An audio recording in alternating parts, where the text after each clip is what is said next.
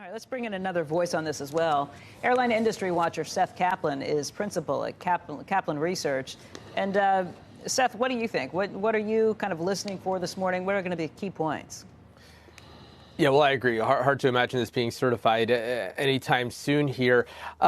Look, they've got sort of several different things to balance because don't forget, there's also scrutiny around the world. And so what's a little bit tricky here, a little more complicated than other processes, as Phil said, it used to be whatever the FAA did, everybody else sort of followed. Here, you don't not only want to, be on Boeing's timeline, but you don't want to get so far ahead of things that you end up going forward with something that other regulators aren't ultimately going to be okay with. We've known for a long time that this might be done first in the U.S. Certification might happen first in the U.S. That's fine if the timeline is different. But those reports a month or so ago that Canadian regulators, perhaps, at least according to sort of internal middle management emails, might not be okay with the fix as it is. They also have to make sure that ultimately whatever is certified here is going to be certified around the world because there can't be two different airplanes. The world has to be okay with this. Well, not only certified around the world, they've got to get it right to make sure that they continue to be the gold standard, as Phil just mentioned. Exactly. So the FAA's credibility here on the line. I mean, look, the scrutiny is on the FAA, but the impact here is on Boeing for the long term because, in the end, the FAA now has this additional need to show independence. And that's going to matter for future aircraft programs here.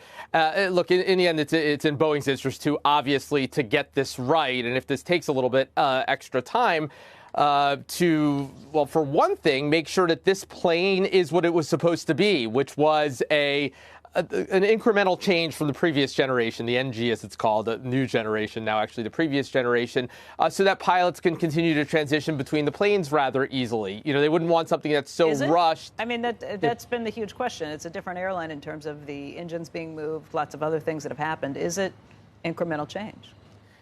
Well, the point of MCAS, as flawed as it is, was to make it an incremental change, was to make the new plane feel like the old plane.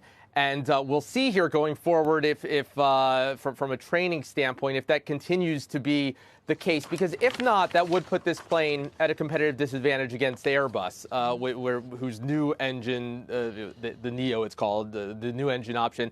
The new Airbus 320s very clearly are that incremental change from the old plane. Truly the best of both worlds, which is what both of these manufacturers were selling, right? Revolutionary economics, but easy to move pilots between the two planes. And so it's in Boeing's interest for the long term. I mean, look, every month that goes by here obviously costs a lot of money. But if it takes a little more time for the FAA to be comfortable with the idea that this is what it was supposed to be from that perspective, then it's very much worth getting that right for the long term.